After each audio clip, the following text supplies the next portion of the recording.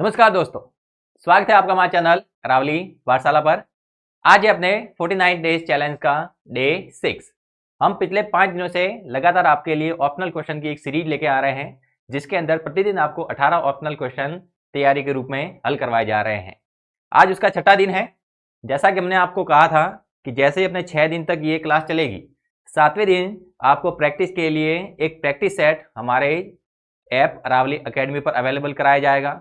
तो आपको क्या करना है कि जो वीडियो है इसके डिस्क्रिप्शन में आपको ऐप का लिंक मिलेगा, तो आपको उस लिंक की सहायता से हमारे ऐप को डाउनलोड करना है। उसके बाद की प्रोसेस क्या रहेगी उसको हम थोड़ा सा समझा देते हैं। देखिए, ये अपने ऐप का लोगो है। इस ऐप को आपको क्या करना है, डाउनलोड करना है। अब जैसे आप इसे डाउनलोड करेंगे, इसको ओपन करेंगे, हो सकता है ये लॉगिन मांगे, तो आपको अपने नंबर की सहायता से उसे लॉगिन करना पड़ेगा। जैसे ही आप लॉगिन करेंगे तो आपके पास ये होम पेज आएगा। आपको क्या करना है, इस होम पेज के अंदर ये जो 3 लाइन है वहां पर क्लिक करना है। जैसे आप यहां पर क्लिक करेंगे तो आगे आपकी प्रोफाइल खुलेगी। इस प्रोफाइल के अंदर आपको यहां पर फ्री मटेरियल लिखा हुआ मिलेगा। आपको इस फ्री मटेरियल पर क्लिक करना है।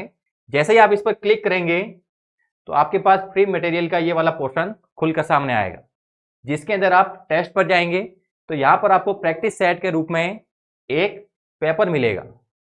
ऑप्शनल क्वेश्चन का पेपर होगा जिसे आपको हल करना है। वहां से सभी सवालों के जवाब देने हैं। उससे यह पता चल जाएगा कि पिछले 6 दिन से हम जो पढ़ रहे हैं उसका कोई आउटपुट मिल रहा है कि नहीं मिल रहा। हमने इतनी तैयारी की है, उसका कुछ ना कुछ रिजल्ट तो आना चाहिए। तो वहां पर हम उसको एनालाइज करेंगे और देखेंगे कि अपने कितने सवाल सही हो रहे हैं। ये जो सेट है, क्वेश्चन सेट, ये आपको सुबह मिल जाएगा। आपको सुबह इसे हल करना है और शाम को इसी टाइम पर जब अपनी क्लास आती है तो उसके अंदर हम उसे वापस हल कराएंगे। वहां पर आप अपने सारे क्वेश्चन को चेक कर सकते हैं कि आपने जो सवालों के जवाब लिखे हैं वो सही है या नहीं है और किस प्रकार से वो सवाल हल होते हैं। जैसे आप टेस्ट देंगे तो उस टेस्ट के अंत में भी आपको उसका रिजल्ट मिल जाएगा कि आपके कितने सवाल सही हुए हैं, और उनका हम पूरे रूप से जो विश्लेषण है वो अपनी क्लास के अंदर करेंगे। तो उसके साथ ही अपने ऑप्शनल क्वेश्चन की सीरीज है वो भी समाप्त हो जाएगी। तो समझ लीजिए, आज और कल इस ऑप्शनल क्वेश्चन की सीरीज का लास्ट दिन है। तो आपको क्लास के एंड तक जुड़े रहना है, क्लास को अधिक से अधिक लाइक करना है, अधिक से अधिक शेयर करना है, और चैनल पर पहली बार आए हैं तो उसको सब्सक्राइब कर देना है। आज भी हम आपके लिए 18 ऑप्शनल क्वेश्चन लेके आए हैं। स्टार्ट करते हैं अपने क्वेश्चन नंबर 1 के साथ। पहला क्वेश्चन अपने पास कि संख्याओं 50 और 25 के एचसीएफ और एलसीएम का गुणनफल क्या होगा। यानी दो संख्याएं दे रखी है और उसके एचसीएफ और एलसीएम का गुणनफल पूछा है। देखना, कहीं पर भी एचसीएफ ज्ञात करने की जरूरत नहीं है, कहीं पर भी एलसीएम ज्ञात करने की जरूरत नहीं है। हमें केवल एलसीएम और एचसीएफ और संख्याओं के बीच में जो संबंध होता है वो पता होना चाहिए। हम कहते हैं अगर अपने पास दो संख्या है तो उन दो संख्याओं का गुणा करें या फिर उन संख्याओं के एचसीएफ और एलसीएम का गुणा करें। दोनों से जो मान आएगा वो कैसा आएगा, बराबर आएगा। तो अपने पास ये दो संख्या दे रखी है, अगर हम इनका ही गुणा कर दे तो इनके एचसीएफ और एलसीएम के गुणा के बराबर ही तो आएगा। तो बेवजह इनका एचसीएफ और एलसीएम निकालने की जरूरत नहीं है। हम डायरेक्ट इन संख्याओं का ही क्या कर देते हैं, गुणा कर देते हैं। संख्याओं का गुणा करेंगे तो जो वैल्यू आएगी वो इसके एचसीएफ और एलसीएम के गुणा के बराबर ही होगी। तो यहां से हम लिख सकते हैं कि अगर अपने पास दो संख्या है, उन दोनों का गुणा करें तो उन दोनों संख्याओं के एचसीएफ और एलसीएम का जो गुणा होता है उसके बराबर वैल्यू मिलती है। तो हमें यह निकालना है। तो ये निकालने के लिए हम ये गुणा कर सकते हैं। तो पहली संख्या है अपने पास 50, दूसरी है 25, गुणा कर दें तो 25 पंजे होता है 125, और पीछे जीरो है तो क्या लगा देना है, जीरो, यानी 1250। ऑप्शन नंबर बी है वो हो जाएगा करेक्ट। नेक्स्ट क्वेश्चन, निम्न में से कौन परिमेय संख्या है। अब परिमेय संख्या है तो उसे p बटे q के रूप में लिख सकते हैं, और अपरिमेय के बारे में हम कहते हैं कि वो संख्या जिसका दशमलव प्रसार अशांत अनावृत है वो अपरिमेय है। और अगर कोई अंडरूट के अंदर लिखी हुई है तो उसी अशांत अनावृत का हम दूसरा रूप ऐसे बोलते हैं कि कोई संख्या जो अंडरूट के बाहर पूरी नहीं आती है, उसका कुछ भाग अंडरूट के अंदर रह जाता है, वो अपने पास अपरिमेय होगी। और पाई, हमने कहा था पाई की वैल्यू हम 22/7 और 3.14 जरूर लिखते हैं, लेकिन ये केवल हम सवालों को हल करने के लिए यूज करते हैं। वास्तव में पाई का मान 22/7 या 3.14 नहीं होता है, उसका मान 3.14। पीछे बहुत सारी संख्या आती है और वो संख्या कभी खत्म नहीं होती है, यानी उसका जो दशमलव प्रसार है वो अशांत अनावृत है। तो पाई भी अपने पास अपरिमेय संख्या होती है। √5 ये भी रूट के बाहर पूरी नहीं आती है, तो ये भी अपरिमेय है। अब रूट 16/25, अब ये लिखा हुआ है 16/25।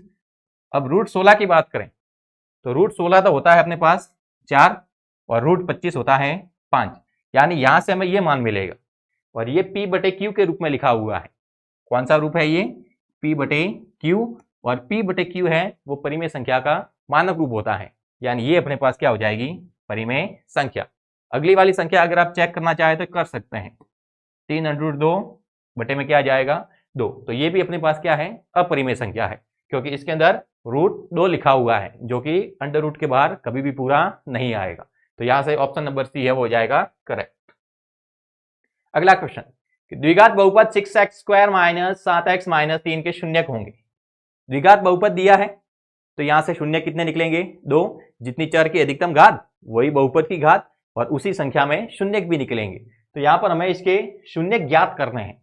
देखना, न तो योग पूछा है न ही गुणनफल पूछा है, केवल शून्यक ज्ञात करने हैं। तो शून्यक ज्ञात करने के लिए गुणनखंड कर सकते हैं, तो जल्दी से इसका गुणनखंड कर देना है। 6x² - 7x - 3, यानी बीच वाले पद के ऐसे टुकड़े करने हैं कि जोड़े तो वापस ये का ये आ जाए, और गुणा करे तो पहली और लास्ट वाली संख्या के गुणा के बराबर आए। यानी गुणा करने पर 6 × 3 = 18 x² आना चाहिए, और जोड़े तो माइनस का 7x। अगर इसके टुकड़े हम करें, अगर हम टुकड़े लिखते हैं 9x + 2x माइनस का 3, यानी -7x को हमने ऐसे लिखा है -9x + 2x, गुणा करेंगे तो 9 दूनी 18 x², और माइनस प्लस का गुणा होगा तो माइनस आएगा, और 6 और -3 का गुणा करेंगे तो भी -18 आता है। और इनको अगर जोड़े तो -2 और -9 और प्लस का 2 ऐड होगा तो -7 आ जाएगा। यानी इसके टुकड़े हम इस प्रकार से लिख सकते हैं। अब यहाँ पर मैं 2 का जोड़ा बना लेना है। यहाँ पर कॉमन क्या आ रहा है? 6 के अंदर भी 3 होता है, 9 के अंदर भी 3 होता है, तो 3 कॉमन ले सकते हैं। x² में भी x है, इधर भी x है, यानी x क्या ले सकते हैं? कॉमन। पीछे क्या बचा? 6 में से 3 गया तो पीछे गुणा में बच जाएगा 2। x² में से x कॉमन लिया तो पीछे रह जाएगा x, और माइनस में 9 में से 3 कॉमन लिया, पीछे कितना रहेगा? 3 प्लस, यहां पर कुछ भी कॉमन नहीं आएगा तो कितना लिखेंगे? 1। ये हो जाएगा 2x - 3। जब भी शून्य ज्ञात करते हैं तो पहले बहुपद को समीकरण में बदलना पड़ता है, तो बराबर में क्या लिख देना है? 0। जैसे ही बराबर में 0 आएगा बहुपद किस में कन्वर्ट हो जाएगा? समीकरण में। यहां से देखें तो ब्रैकेट के अंदर वैल्यू बराबर आ रही है, मतलब गुणनखंड सही है। उसके आगे के शून्य ज्ञात करने हैं तो क्या करना है कि यहां पर एक तो ब्रैकेट वाली वैल्यू लिख देते हैं और एक उसके बाहर वाली। होता कैसे है कि प्लस के द्वारा एक पद और ये दूसरा पद, ये दोनों अलग हो रहे हैं, तो इन दोनों पदों के अंदर अब कॉमन देखने जाए तो 2x - 3 है वो दोनों के अंदर कॉमन आ रहा है, और शॉर्ट में उसको हम बोल लेते हैं कि एक वैल्यू हमने ब्रैकेट वाली लिखी और एक उसके बाहर वाली। जबकि होता क्या है कि प्लस के द्वारा ये दोनों जुड़े हुए हैं, तो जैसे ही दोनों के अंदर अब कॉमन लेने जाएंगे तो 2x - 3 है वो दोनों के अंदर क्या रहेगा? कॉमन। पीछे क्या बचेगा? इधर बचा 3x, इधर बचा प्लस का 1 बराबर में 0। यानी एक तो ब्रैकेट वाली वैल्यू लिख दी, एक उसके बाहर वाला जो मान था वो लिख दिया। हमने ये कॉमन लेकर ही लिखा है। बराबर में 0 है, यहां से एक बार ये 0 के बराबर लिख सकते हैं, एक बार ये, क्योंकि अगर ये बराबर के इधर भेजेंगे तो 0 में भाग जाएगा, 0 बन जाएगा, तो ये 0 के बराबर आ जाएगा। अगर इसको बराबर के इधर भेजेंगे तो ये 0 बन जाएगा, और ये किसके बराबर आएगा? 0। तो शॉर्ट में यही बोला जाता है कि 2x - 3 इसको भी 0 के बराबर पुट कर देना है, और 3x + 1 इसको भी 0 के बराबर पुट कर देना है। तो ये हो जाएगा 2x बराबर 3, x बराबर हो जाएगा 3/2। ये प्लस का मान इधर जाएगा तो माइनस का, x बराबर आएगा -1/3। देखना कोई ऑप्शन है या नहीं है। 3/2 और -1/3, यानी ऑप्शन नंबर बी है वो यहाँ से हो जाएगा करेक्ट। यानी गुणनखंड की सहायता से आप द्विघात बहुपद के शून्यक निकाल सकते हैं। आप चाहे तो द्विघात सूत्र भी इस्तेमाल करें, कोई मनाही नहीं है। अगला क्वेश्चन, बहुपद x² - 4x + 1 के मूलों का योग क्या होगा? ये बहुपद है, इसके मूलों का योग बोला है। कहे कि इसका एक मूल तो अल्फा है, दूसरा बीटा है, उसका योग पूछा है, यानी अल्फा प्लस बीटा वो होता है -b/a के बराबर। और b और a क्या होता है? उसके लिए इस द्विघात बहुपद की तुलना करनी पड़ती है ax² plus bx plus c के साथ, जो कि द्विघात बहुपद का मानक रूप होता है। तुलना करेंगे तो x² का गुणांक a लिखते हैं, तो यहाँ पर a का मान आ जाएगा 1। x का गुणांक b लिखते हैं, तो x का गुणांक यहाँ पर है -4, और अचर पद c लिखते हैं, तो अचर पद यहाँ पर लिखा हुआ है 1। तो इस द्विघात बहुपद से हम मानक रूप की तुलना द्वारा a b c की वैल्यू निकाल सकते हैं, और वो वैल्यू हमें यहाँ पर रखनी है। माइनस का चिन्ह है, फिर b की वैल्यू लिखनी है, तो b की वैल्यू है -4। अब ध्यान रखना ये माइनस फॉर्मूले का है और ये b का मान है, बटे में a की वैल्यू यानी 1, माइनस माइनस प्लस हो जाएगा, तो 4/1 कितना आ जाएगा 4। ऑप्शन नंबर बी है वो करेक्ट हो जाएगा। आप इस वीडियो के कमेंट बॉक्स के अंदर लिख सकते हैं कि यहाँ पर ये जो मूल है उनका गुणनफल क्या होगा। आपको वहां पर इसका गुणनफल लिखना है। गुणनफल यानी अल्फा गुणा बीटा।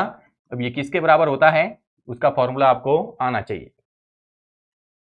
निम्न में से कौन x - 2y = 0 तथा 3x + 4y = 10 का हल है।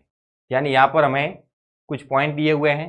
अब इसके अंदर से कौन सा पॉइंट इन दोनों रैखिक समीकरणों का हल है, तो इन दोनों रैखिक समीकरणों को हल करके देखते हैं। एक है 3x + 4y = 10 और दूसरा है x - 2y = 0। अब जैसे ही हम रैखिक समीकरणों को हल करते हैं तो वहां पर अपने पास अभी फिलहाल देखें तो 3 मेथड है। जैसे एक अपने पास है ग्राफी विधि, एक है प्रतिस्थापन, एक है विलोपन। वज्र गुणन की विधि है वो सिलेबस से हटा दी गई है, तो फिलहाल हमें केवल 3 विधियों पर ही फोकस करना है। सबसे अगर सरल विधि की बात करें तो वो होती है विलोपन विधि। उसके अंदर क्या करते हैं कि x और y जो दो चर है उसमें से एक चर का विलोपन कर देते हैं, यानी उसको गायब कर देते हैं। वो हम गायब किस प्रकार से करते हैं, जोड़ और बाकी के द्वारा। तो यहाँ पर अगर हम देखें तो जैसे ही विलोपन विधि से सवाल को हल करते हैं तो पहले तो देख लेते हैं कि जो अपने पास रैखिक समीकरण लिखे हुए हैं उनके अंदर जो x और y है उनके गुणांक बराबर है कि नहीं है। अगर गुणांक बराबर नहीं है तो पहले या तो x या फिर y का गुणांक बराबर कर देना है। तो यहाँ पर देखें तो x का गुणांक 3 है, यहाँ पर x का गुणांक 1 है, यहाँ पर y का गुणांक 4 है, यहाँ पर y का गुणांक 2 है। अगर मैं y का गुणांक भी 4 कर दूं तो y के गुणांक बराबर होंगे कि नहीं होंगे। तो यहाँ पर y के आगे 4 लाने के लिए क्या करना पड़ेगा, इस समीकरण के अंदर 2 का गुणा करना पड़ेगा। किसका गुणा करें, 2 का। जैसे ही 2 का गुणा करेंगे तो 2 × x ये हो जाएगा 2x, 2 × -2y माइनस का 4y, और 0 × 2 ये आ जाएगा 0।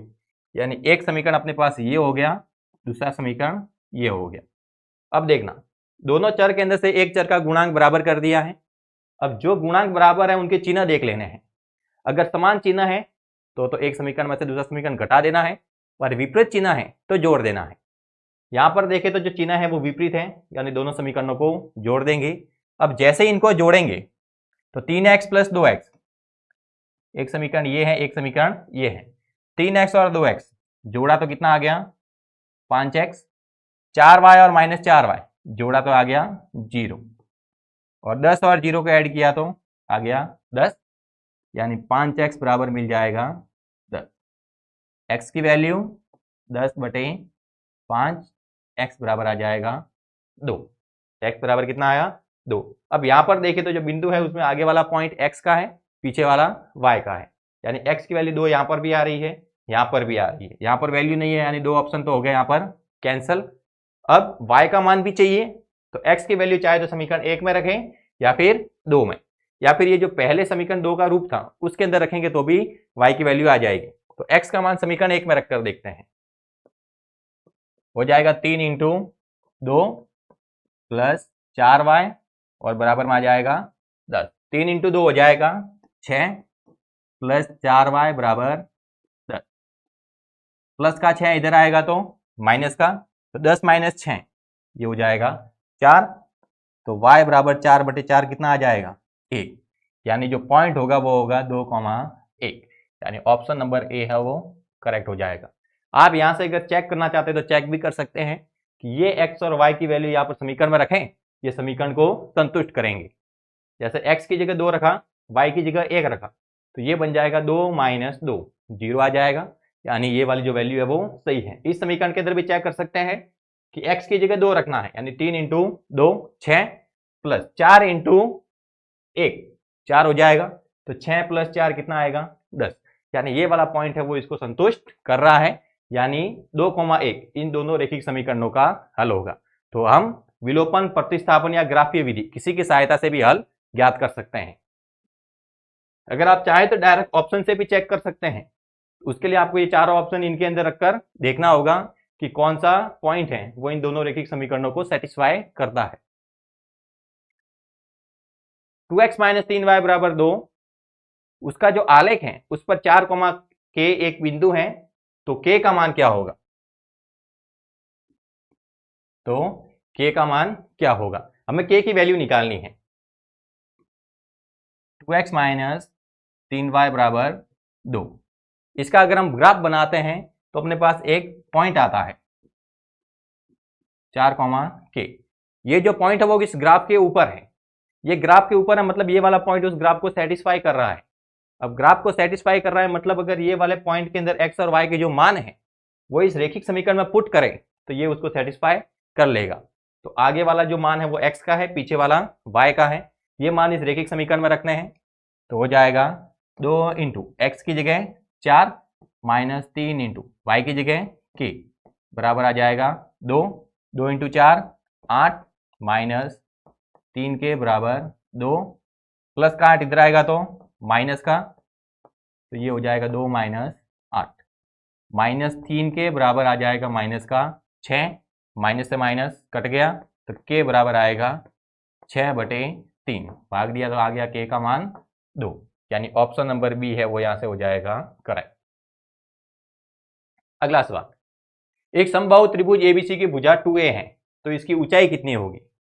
एक समबाहु त्रिभुज है अपने पास, समबाहु त्रिभुज मतलब उसकी तीनों भुजाएं कैसी हैं, बराबर हैं, प्रत्येक कोण कितने डिग्री का हो जाएगा 60 डिग्री का, काय की उसकी एक भुजा 2a है, एक भुजा कितनी है 2a, यानी एक भुजा 2a है तो सारे की सारी भुजा कितनी हो जाएगी 2a।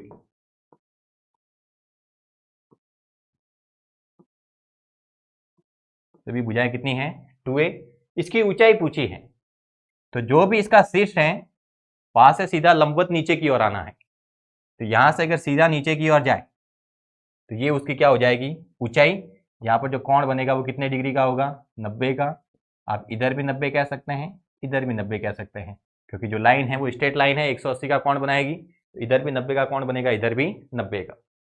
थोड़ा ठीक से बनाते ताकि लगे कि इसको विभाजित कर रही है। अब यहां से हमने ये जो लाइन खींची है ये लंबवत सीधा नीचे आएगी, तो 90 का कोण इधर भी है 90 का कोण इधर भी है। अब ये जो रेखा है वो लंब है और ये क्या करेगी, नीचे वाला जो आधार है इसका समद्वि भाजन करेगी, समद्वि भाजन यानी बराबर 2 टुकड़े हो जाएंगे, तो इस लाइन के इधर ये जो लंबाई है वो हो जाएगी a और इसके इधर भी ये जो लंबाई है वो क्या हो जाएगी a। हमें ऊंचाई चाहिए तो समकोण त्रिभुज के अंदर जो लंब होता है वो इसकी क्या कहलाती है ऊंचाई, यानी हमें यहां से लेकर यहां तक ये वाली लेंथ पता करनी है।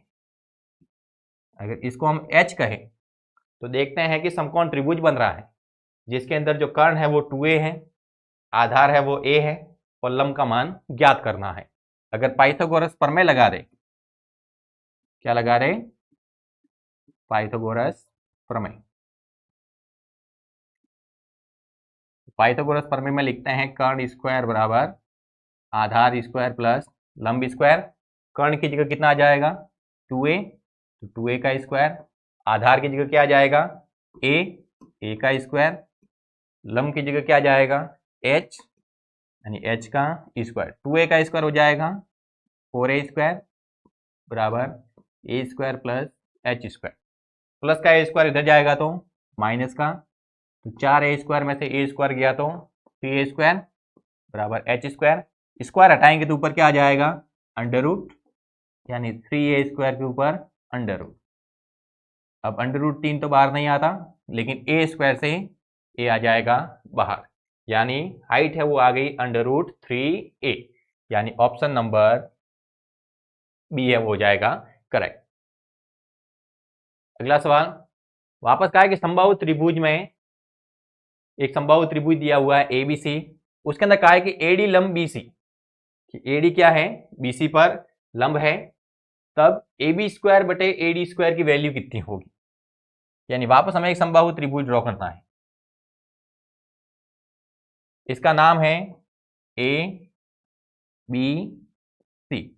जहां पर कहा है एडी है वो बीसी पर लंब है, यानी बीसी पर एक लंब खींचना है, उसका नाम रखना है एडी।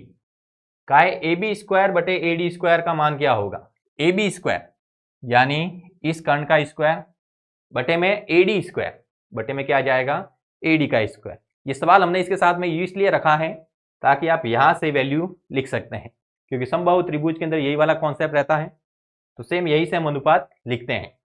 कहा है ए बी स्क्वायर यानी इसका स्क्वायर करना है, इसका क्या करना है, स्क्वायर करना है, और बटे में एडी का स्क्वायर यानी ये जो लंब है इसका स्क्वायर ज्ञात करना है।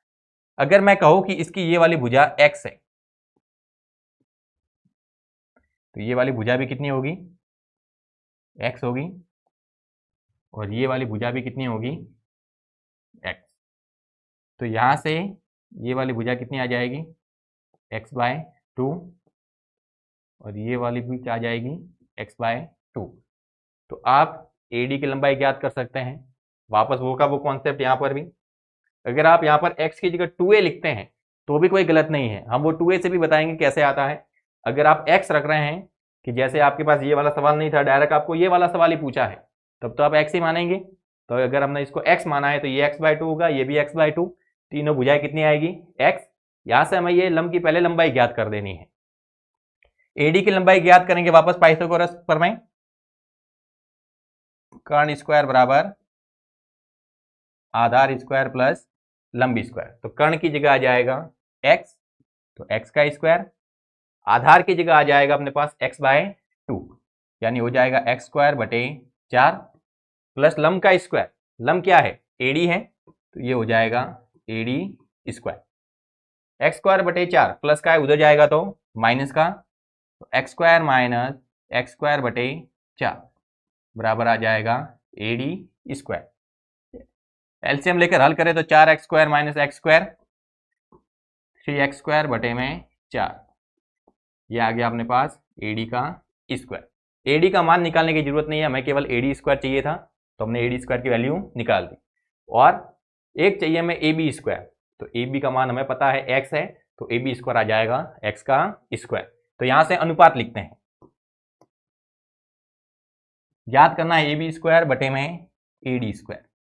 तो ए बी का स्क्वायर, ए बी कितना है x, उसका स्क्वायर करेंगे तो हो जाएगा x स्क्वायर, बटे में है ए डी स्क्वायर, तो ए डी स्क्वायर है अपने पास 3x स्क्वायर बटे में 4, ये x स्क्वायर से x स्क्वायर कट गया, तो आ गया 1/3/4। ये 3/4 ऊपर जाएगा तो हो जाएगा 4/3, यानी ए बी स्क्वायर बटे ए डी स्क्वायर की वैल्यू आ गई 4/3। ऑप्शन नंबर बी है वो हो जाएगा करेक्ट। अगर आप 2a की सहायता से हल करते हैं तो हम यहीं पर ज्ञात करके बता देते हैं। क्या पूछा है, ए बी स्क्वायर बटे ए डी स्क्वायर, तो ए बी ये है, इसका स्क्वायर करेंगे यानी 2a का स्क्वायर 4a स्क्वायर बटे में ए डी का स्क्वायर यानी इसका स्क्वायर, तो ये कितना आया अपने पास, ये आया है √3a, इसका स्क्वायर करेंगे तो आ जाएगा 3a स्क्वायर, ए स्क्वायर से ए स्क्वायर कट जाएगा, आ जाएगा 4/3। तो यहाँ पर भी अपने कितना आ रहा है 4/3, और आप अगर इसकी सहायता से भी हल कर देंगे तो भी कितना आएगा 4/3। नेक्स्ट क्वेश्चन, बिंदु 4, किस चतुर्थांश में स्थित होगा। जब हम निर्देशांक तल की बात करते हैं तो वहां पर ये अपने पास x अक्ष होता है, इधर प्लस इधर माइनस, ये y अक्ष इधर प्लस इधर माइनस। अब अगर हमें कहीं पर भी वैल्यू लिखनी है तो वो वैल्यू अक्ष के कौन से भाग से घिरी हुई है उसके आधार पर उसकी स्थिति पता चलेगी। जैसे अगर यहां पर बात करें तो यहां पर जो x के मान है वो भी प्लस में है, y के मान है वो भी प्लस में है, यानी ये वाली जो जगह है वो x और y के द्वारा घिरी हुई है, और x भी यहाँ पर प्लस के अंदर है, y भी प्लस के अंदर है, यानी यहाँ पर जो पॉइंट आएगा उसमें x कोऑर्डिनेट भी प्लस में होगा, y भी प्लस में होगा। अगर यहाँ पर जाते हैं तो ये वाला जो भाग है वो इस रेखा और इस रेखा से घिरा हुआ है, यहाँ पर जो x का मान है वो किसके अंदर होगा, माइनस के अंदर, और y का मान किस में होगा, प्लस के अंदर। ये प्लस वाला और ये माइनस वाला। आगे x की वैल्यू लिखते हैं, तो आगे x की वैल्यू लिखी किस में आएगी, माइनस में, और y की वैल्यू प्लस में। यानी अगर अपने पास कोई कोऑर्डिनेट ऐसा है जिसमें आगे वाला मान माइनस में है, पीछे वाला प्लस में है, तो वो इस चतुर्थांश में आएगा। आगे जाते हैं, यहां पर देखें तो ये वाला जो भाग है उसके अंदर x की वैल्यू किस में है, माइनस में, y की वैल्यू किस में है, माइनस में। यानी अगर अपने पास कोई ऐसा पॉइंट है जिसके अंदर x और y दोनों जो कोऑर्डिनेट है वो अपने पास माइनस के अंदर आ रहे हैं, यानी वो यहां पर स्थित होगा। फिर यहां पर आगे बढ़ें तो इस वाली जगह के अंदर एक रेखा ये है, एक रेखा ये है, इस पे घिरे हुए सारे मान होंगे। तो यहाँ पर जो x का मान है वो किस में है, प्लस में है, y का मान किस में है, माइनस में। यानी कोई पॉइंट जिसके अंदर आगे वाला कोऑर्डिनेट प्लस के अंदर है, दूसरा वाला पॉइंट है वो, दूसरा वाला कोऑर्डिनेट है वो माइनस में है, तो वो यहाँ पर स्थित होगा। अब ये जो भाग है इसको हम प्रथम चतुर्थांश बोलते हैं, इसको हम बोलते हैं द्वितीय चतुर्थांश, इसको बोलते हैं तृतीय चतुर्थांश, इसको बोलते हैं चतुर्थ चतुर्थांश। यानी जो निर्देशांक तल होता है उसके 4 चतुर्थांश होते हैं और प्रत्येक के अंदर 90 का कोण बनता है।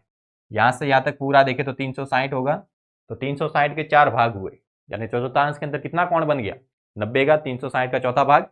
तो यहां पर हम इन चिन्हों के द्वारा किसी भी बिंदु की स्थिति दिखा सकते हैं।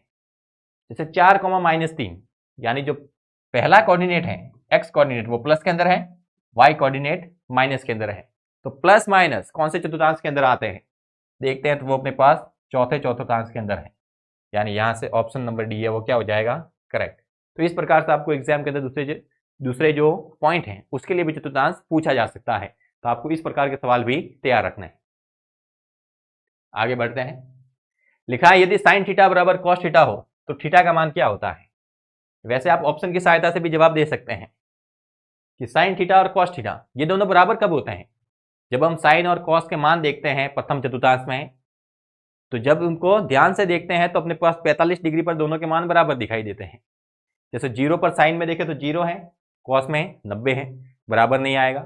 30 पर देखें इसमें 1/2 होता है, इसमें √3/2 होता है, बराबर नहीं होगा। लेकिन 45 पर इसके अंदर भी 1/√2 होता है, इसके अंदर भी 1/√2 होता है। यानी 45 डिग्री पर साइन थीटा और कॉस थीटा बराबर होता है। एक तरीका और है अपने पास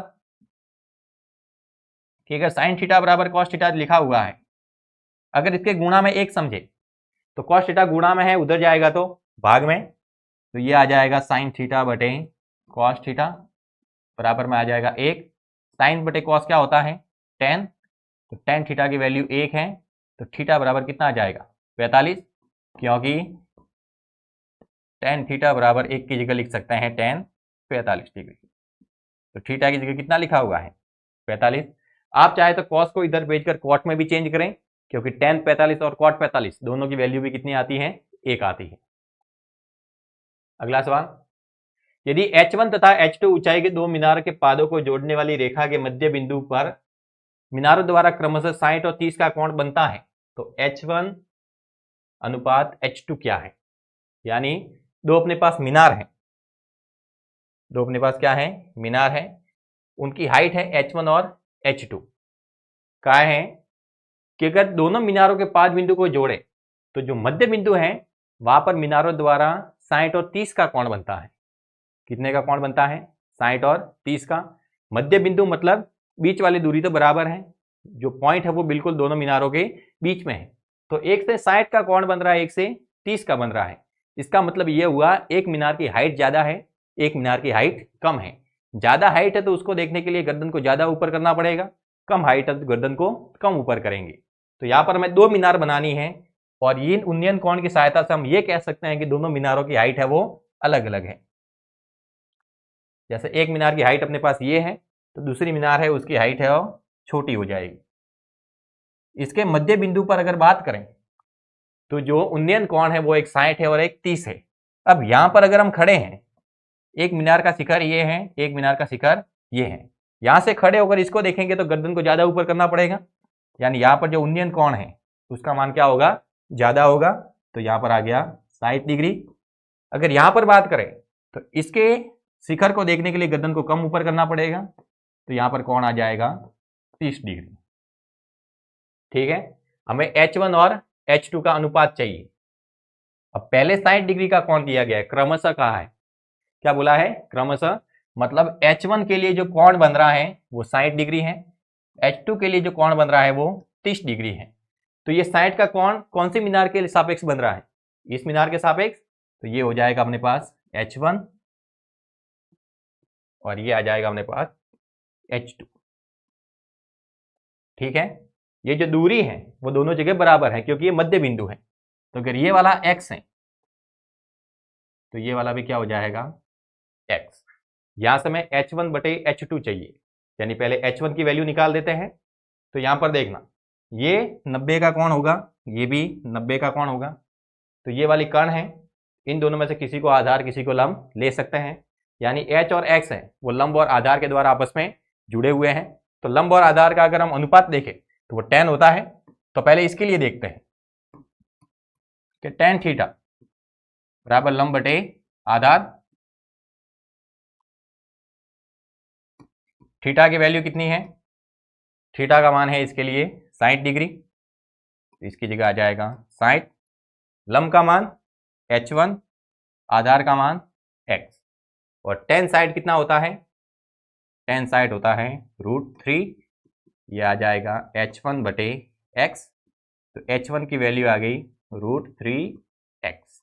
ठीक है, वैसे इस त्रिभुज की बात करते हैं, इसके अंदर भी जो अनुपात है वो लंब और आधार का लें। तो tan थीटा बराबर लंब बटे आधार, इसके अंदर थीटा की वैल्यू कितनी आ जाएगी 30 डिग्री। लंब का मान कितना है ये देखना, थीटा के सामने लंब होता है, तो लंब है अपने पास H2, आधार आधार के रूप में रहेगा X।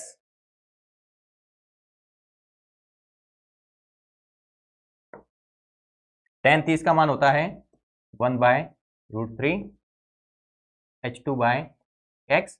H2 की वैल्यू निकालें तो H2 बराबर आ जाएगा X बटे √3। H2 की वैल्यू निकालनी है, X भाग में था इधर गया तो गुणा में। H1 का मान आ गया है, H2 का मान आ गया है, इन दोनों का अनुपात निकालना है, यानी H1 बटे H2। तो H1 बटे में H2, H1 कितना है √3x, H2 कितना है X/√3।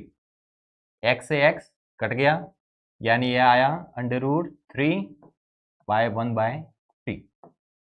ये √3 है, ये बटे के अंदर है, ऊपर जाएगा तो √3 के साथ में क्या हो जाएगा गुणा, तो ये बन जाएगा 3/1, यानी अनुपात आ गया 3:1। यानी ऑप्शन नंबर ए है वो यहां से हो जाएगा करेक्ट। देखना, हमने दो समकोण त्रिभुज बनाए, यहां पर दोनों मीनार है उनकी हाइट है H1 और H2, एक के साथ कोण बन रहा है 60, एक के साथ बन रहा है 30। अब आपको कौन सा कोण किसके साथ लेना है, अब जो पॉइंट है जहां से हम ये उन्नयन कोण ऑब्जर्व कर रहे हैं वो बिल्कुल बीच में है, यानी ये जो पॉइंट है वो मध्य बिंदु है। तो यहां से इस मीनार की दूरी और इस मीनार की दूरी दोनों क्या रहेगी बराबर। अब कोण ज्यादा बन रहा है मतलब सामने वाली मीनार भी ऊंची है, कोण कम बन रहा है मतलब मीनार छोटी है। तो यहां पर साइड का कोण बना तो ये H1 हो गया, इसके सामने H2 आएगा, क्योंकि H1 किससे जुड़ा हुआ है साइड से, H2 किससे जुड़ा हुआ है 30 से। तो जो H1 है उसके अंदर साइड का उन्नयन कोण होगा, H2 के अंदर 30 का उन्नयन कोण होगा। हमने tan थीटा अप्लाई किया, H1 ज्ञात किया, इधर H2 ज्ञात किया, दोनों को बटे में रखा तो वैल्यू आ गई अपने पास 3/1, यानी जो अनुपात है H1 H2 का वो आ गया 3:1। ऑप्शन नंबर ए है वो करेक्ट हो जाएगा। अगला सवाल, यदि एक किरण का झुकाव 45 से 60 बढ़ता है तो एक मीनार की छाया की लंबाई 50 मीटर घट जाती है। छाया की लंबाई है वो कितनी घट रही है 50 मीटर, और झुकाव है वो 45 से 60 हुआ है, यानी अगर हम छाया की बात करें तो वो घट रही है, क्योंकि जो झुकाव है वो 45 से 60 हुआ है।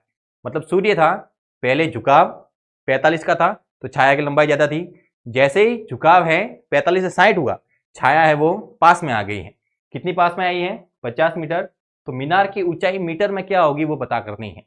अब मीनार की ऊंचाई 45 डिग्री का जब कोण था तब भी उतनी ही थी, 60 का कोण है तब भी उतनी ही है, यानी मीनार की हाइट के अंदर बिल्कुल भी चेंज नहीं आएगा। मीनार की हाइट तो पहले भी जितनी थी बाद में भी उतनी की उतनी रहेगी। अगर यहां पर हम एक समकोण त्रिभुज बनाएं,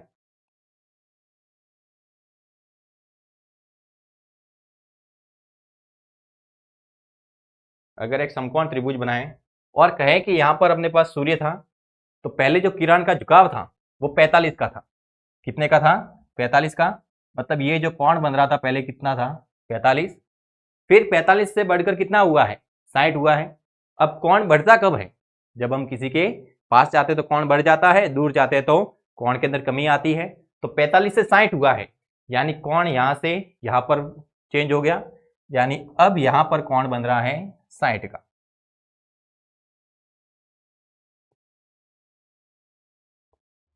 अब कोण यहां पर है कितने डिग्री का? 60 डिग्री का। तो पहले छाया इतनी थी और छाया इतनी हो गई। कितने की कमी हो रही है? 50 मीटर की। मतलब पहले इतना था अब इतना हुआ, तो इतने का चेंज आ गया। तो ये चेंज कितना है? 50 मीटर। यहां से यहां तक ये जो चेंज है वो कितना है? 50 मीटर है। हमें मीनार की हाइट पता करनी है, एच की वैल्यू ये कितनी है। हम कहें कि यहां से यहां तक ये दूरी कितनी है? एक्स है। तो ये टोटल कितनी हो जाएगी? टोटल हो जाएगी एक्स प्लस 50। यहाँ से इसको अगर नाम दें ए, ये हो जाएगा बी, ये हो जाएगा सी और ये वाला पॉइंट हो जाएगा डी। यहाँ पर तो 90 का कोण रहेगा। हम पहले त्रिभुज चुनते हैं ए बी सी, यानी बड़ा वाला त्रिभुज। कौन सा त्रिभुज? बड़ा वाला।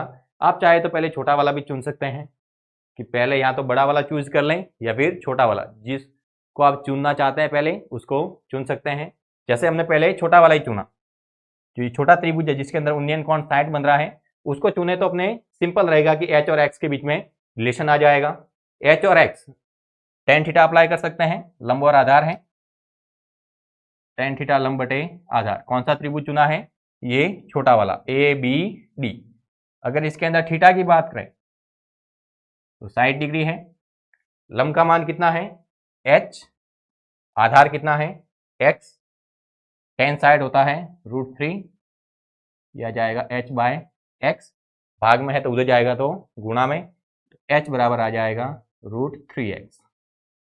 यानी छोटे समकोण त्रिभुज को चुना तो h और x के बीच में एक रिलेशन मिला है। इसका यूज हम इस बड़े वाले समकोण त्रिभुज के अंदर कर सकते हैं। अब बड़े समकोण त्रिभुज की बारी। अगर इसके अंदर बात करें तो टेन थीटा अप्लाई कर सकते हैं, लंब बटे आधार। अब हमने आपको पहले बड़ा त्रिभुज चुनने के लिए इसलिए कहा था क्योंकि यहाँ पर 45 का कोण था, और 45 का जब कोण होता है तो लंब और आधार दोनों आपस में क्या हो जाते हैं? बराबर। तो अगर आप बड़ा त्रिभुज चुनते तो भी ज्यादा दिक्कत नहीं आती।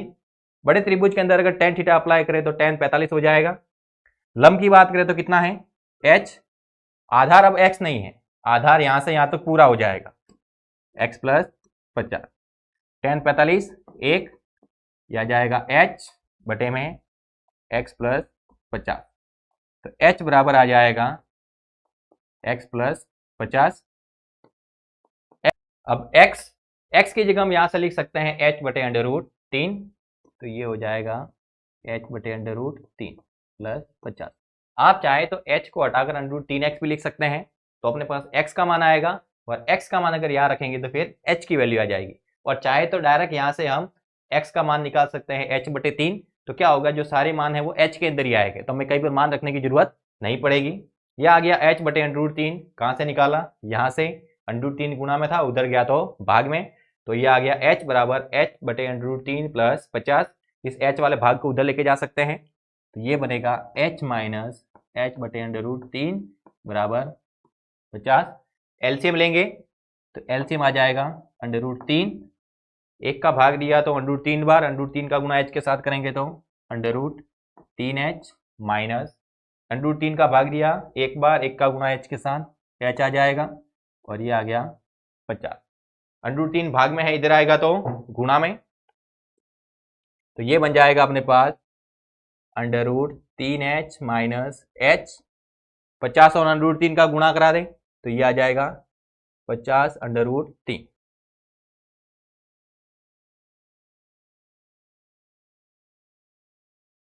जगह थोड़ी कम पड़ रही है, ट्राई करते हैं, यही पर देखते हैं। √3 का गुणा करा दें ये हो जाएगा अंडर रूट 3h। आप चाहे तो यहाँ से कॉमन भी ले लें ताकि सवाल है और शॉर्ट हो जाए। यहाँ से h कॉमन ले लिया, अंदर बच जाएगा अंडर रूट 3 माइनस 1, और अंडर रूट 3 का हमने यहाँ 50 के साथ में क्या करा दिया, गुणा, तो ये हो गया 50 अंडर रूट 3। h की वैल्यू चाहिए तो h इधर ही रखना है, तो ये आ जाएगा 50 अंडर रूट 3 और बटे में आ जाएगा अंडर रूट 3 माइनस 1। देखना कोई ऑप्शन है या नहीं है। लिखा हुआ है 50 अंडर रूट 3 बटे में अंडर रूट 3 माइनस 1। ये ऑप्शन नजर नहीं आ रहा है, इसका मतलब इसे हमें और भी हल करना पड़ेगा। यानी इसको अगर आगे हल करें तो हमें यहाँ पर क्या करना पड़ेगा, हरों का परिमेयकरण। लिखा हुआ है 50 अंडर रूट 3 बटे में अंडर रूट 3 माइनस 1। h बराबर है 50 अंडर रूट 3 बटे में अंडर रूट 3 माइनस 1। रो का परिमेयकरण कर दें तो ये हो जाएगा अंडर रूट 3 प्लस 1 और बटे में अंडर रूट 3 प्लस 1। तो h बराबर गुणा करा दें अंदर, तो ये बनेगा अपने पास 50 गुणा 3 प्लस 50 अंडर रूट 3 बटे में a minus B A plus B, तो a square minus B square, तो a का स्क्वायर 3 b का स्क्वायर 1, तो ये आ गया 150 plus 50 under root 3, 3 minus 1 2, h बराबर, या देखें तो 50 कॉमन ले सकते हैं, तो अंदर आ जाएगा अपने पास 3 प्लस अंडर रूट 3 बटे में 2, काटे कितनी बार, 25 बार, तो h बराबर आ जाएगा 25 3 plus under root 3 metre. Option देखना है कोई है या नहीं। 25 वाला ऑप्शन है, 25 3 प्लस अंडर रूट 3, यानी ऑप्शन नंबर डी है वो यहाँ से अपने पास हो जाएगा करेक्ट। वैसे इतनी कैलकुलेशन वाला सवाल है वो 1 नंबर के अंदर नहीं आएगा, ये आपकी प्रैक्टिस के लिए था। ऐसे जो सवाल हैं वो 2 या 3 नंबर के अंदर आते हैं, और इस चैप्टर से अगर हम बात करें तो अपने पास ऐसे क्वेश्चन आएंगे भी, लेकिन ऑप्शनल क्वेश्चन के अंदर इस प्रकार का सवाल नहीं आएगा। तो ऑप्शनल क्वेश्चन के अंदर तो इसकी चिंता नहीं करनी है, लेकिन अगर आपके पास कोई बड़ा क्वेश्चन आता है तो वहां पर ये पूछा जा सकता है, तो आप उस बड़े क्वेश्चन के लिए इसकी तैयारी कर सकते हैं। ऑप्शनल क्वेश्चन के अंदर ये वाला सवाल आना थोड़ा मुश्किल है। अच्छा सवाल है, आपको इसकी प्रैक्टिस करनी पड़ेगी। अगला सवाल देखते हैं। एक स्तंभ की लंबाई और उसकी छाया का अनुपात अंडर रूट 3 अनुपात 1 है, तो सूर्य का उन्नयन कोण क्या होगा। दो चीजें दे रखी हैं, एक तो है स्तंभ की लंबाई और उसकी छाया का अनुपात। स्तंभ की लंबाई h और उसकी छाया x, उसका अनुपात दे रखा है 3 अनुपात 1, यानी लंबाई और छाया का अनुपात है अंडर रूट 3 अनुपात 1।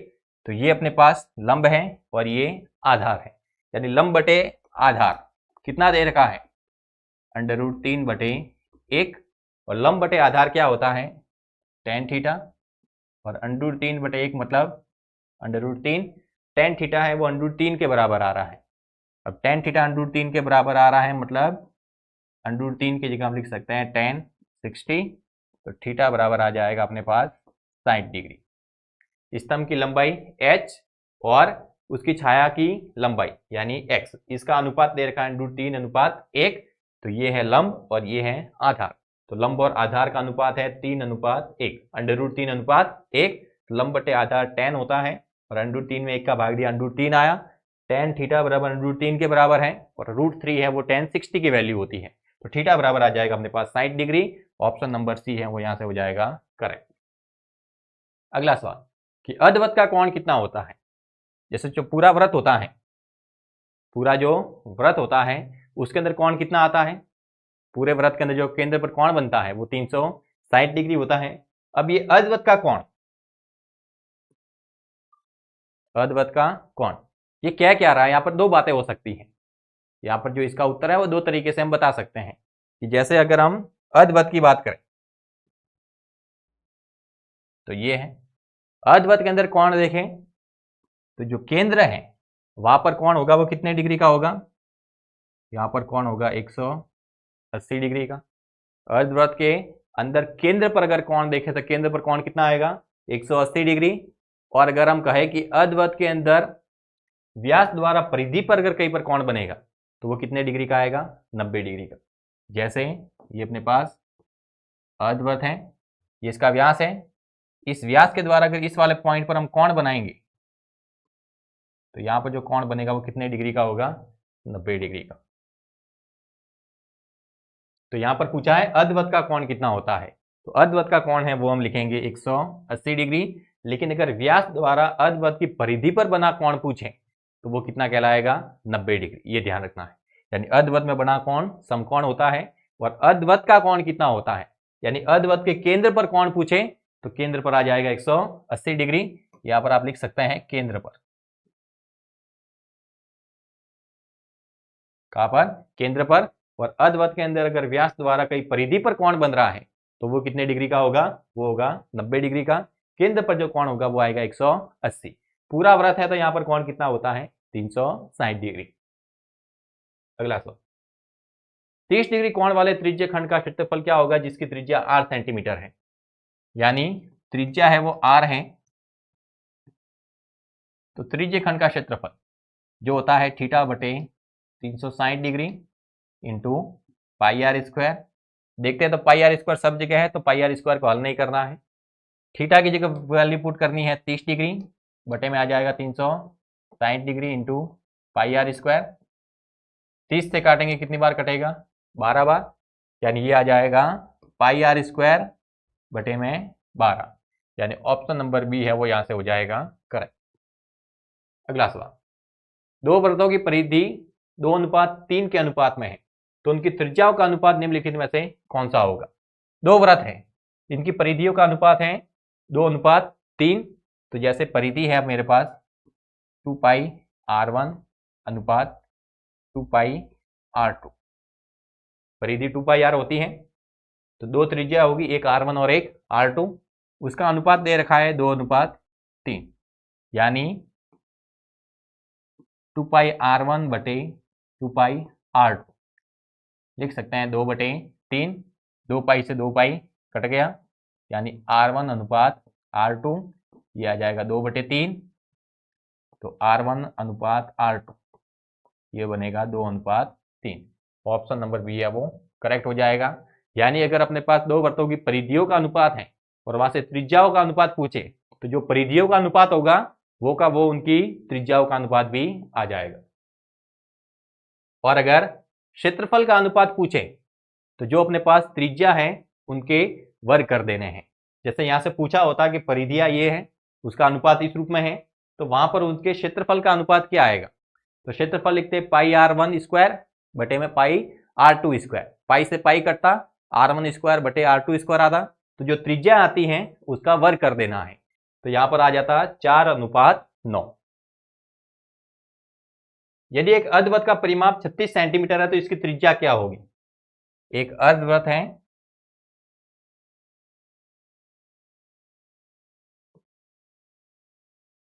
और इसका परिमाप 36 सेंटीमीटर का है।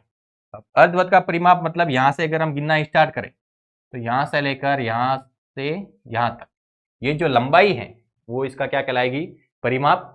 तो यहां से यहां तक, यहां से यहां तक तो त्रिज्या है, यहां से यहां भी त्रिज्या, दोनों को ऐड करें तो क्या बन जाएगा, व्यास, यानी ये हो गया अपने पास 2r। यहां से यहां तक ये क्या है, अर्धवृत्त की परिधि, तो वृत्त की परिधि होती है 2 पाई r, अर्धवृत्त की हो जाएगी उसकी आधी, यानी 2 पाई r का आधा, 2 का भाग देंगे तो क्या बन जाएगा पाई r, यानी यहां से यहां तक ये है अपने पास पाई r, यानी पाई r प्लस 2r बराबर कितना दिया हुआ है 36। हमें किसकी वैल्यू चाहिए, r की वैल्यू रखें यहां पर, r चाहे तो कॉमन ले लें, ये बच जाएगा पाई प्लस 2 बराबर आ जाएगा 36, तो r बराबर आएगा 36 बटे पाई प्लस 2।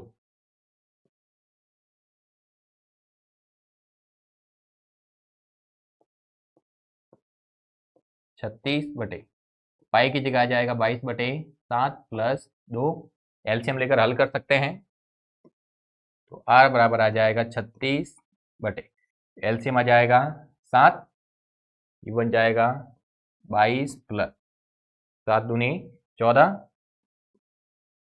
यानी R बराबर आ गया 36 गुणा 7 बटे में 22 प्लस 14, ऐड किया तो आ गया अपने पास 36, 36 से 36 कट गया, यानी R बराबर आ गया अपने पास 7 सेंटीमीटर।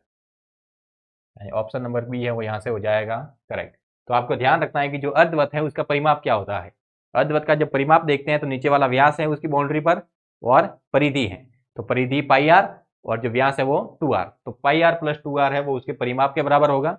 यहाँ पर r की वैल्यू निकालनी थी, r कॉमन लिया, पाई प्लस 2 को बटे में भेजा, कैलकुलेट किया तो r की वैल्यू आ गई 7 सेंटीमीटर। अगला सवाल, आंकड़ों 8, 6, 12, 4, 13, 20, 7, 2, 3, 3, 10 इसका परिसर क्या होगा। माध्य की बात करें तो प्रेक्षणों का योग करना है, प्रेक्षणों की संख्या का भाग देना है। माध्य की बात करें तो आरोही क्रम में जमा कर जो बीच वाला प्रेक्षण है वो लिखना है। बहुलक है तो जो प्रेक्षण सबसे अधिक बार आता है वो बहुलक बन जाता है। अगर परिसर की बात करें तो पहले जो आंकड़े हैं उनको आरोही क्रम में जमा देना है। आरोही क्रम में जमाएंगे तो ये बन जाएगा 2, फिर 3, 3, यानी ये हो गया, ये हो गया, ये हो गया, फिर है 4, 5 नहीं है, फिर है 6, फिर है 7, फिर 8, फिर 10, फिर 12, फिर 13 और 20, यानी पहले उनको हमने आरोही क्रम में जमा दिया है। इसका परिसर पीछे, अगर इसका परिसर पूछा जाता है तो इसकी जो निम्न सीमा है और जो उच्च सीमा है उसके बीच में जो गैप आ रहा है वही उसका क्या कहलाएगा, परिसर। यानी 2,20 ये अपने पास इसकी निम्न सीमा है, ये इसकी उच्च सीमा है, तो बीच में गैप कितना आ रहा है, बीच में जो गैप है वो कितने का आ रहा है, 18 का, तो 18 क्या बन जाएगा, परिसर। अगर इंग्लिश में इसको पढ़े तो समझ में आ जाएगा, इंग्लिश में बोलते हैं रेंज, यानी हम किसी की रेंज बोलते हैं मतलब उसके अंदर क्या आ रहा है। 2 से लेकर 20 के बीच में जो वैल्यू है वो उसका परिसर कहलाएगा। तो 2 और 20 के बीच में गैप कितना आ रहा है, 18 का, तो वो उसका क्या कहलाएगा, परिसर। तो यहाँ से आपको माध्य, माध्यक, बहुलक, परिसर, वर्ग चिन्ह, माध्य, माध्यक, बहुलक का जो रिलेशन है वो याद रखना है। यही से आपके ऑप्शनल क्वेश्चन बनने वाला है। माध्य, माध्यक, बहुलक में संबंध होता है 3 माध्यक बराबर 2 माध्य प्लस बहुलक। आपको इस संबंध को भी याद रखना है। यहाँ से तीनों में से किन्हीं 2 की वैल्यू दे रखी होगी और तीसरे की वैल्यू कैलकुलेट करने को पूछ सकता है। तो इसके साथ ही अपने ये जो ऑप्शनल क्वेश्चन थे वो कंप्लीट होते हैं। अब इन्हीं ऑप्शनल क्वेश्चन पर आधारित एक प्रैक्टिस सेट आपको हमारे ऐप अरावली एकेडमी में मिलेगा। तो तुरंत हमारे ऐप अरावली एकेडमी को डाउनलोड करना है, वहाँ से जो फ्री मटेरियल है उसके अंदर जो प्रैक्टिस सेट होगा उसको हल करना है, और वहाँ से जैसे ही आप उसे हल करेंगे तो सारे क्वेश्चन हल करने के बाद में आपको वहाँ पर आपका स्कोर दिखाई देगा कि जो 18 क्वेश्चन है उसमें से आपके कितने सही हुए हैं। अगले दिन हम उनको एनालाइज करेंगे, वहाँ से उनका संपूर्ण हल देखेंगे और आपको पता चल जाएगा कि आपकी प्रैक्टिस किस प्रकार से चल रही है। तो जुड़े रहना है अरावली पाठशाला के साथ। क्लास को अधिक से अधिक लाइक करना है, अधिक से अधिक शेयर करना है। चैनल पर पहली बार अगर आए हैं तो उसको सब्सक्राइब किए बिना नहीं जानना है। मिलते हैं नेक्स्ट क्लास में, तब तक के लिए धन्यवाद, टेक केयर।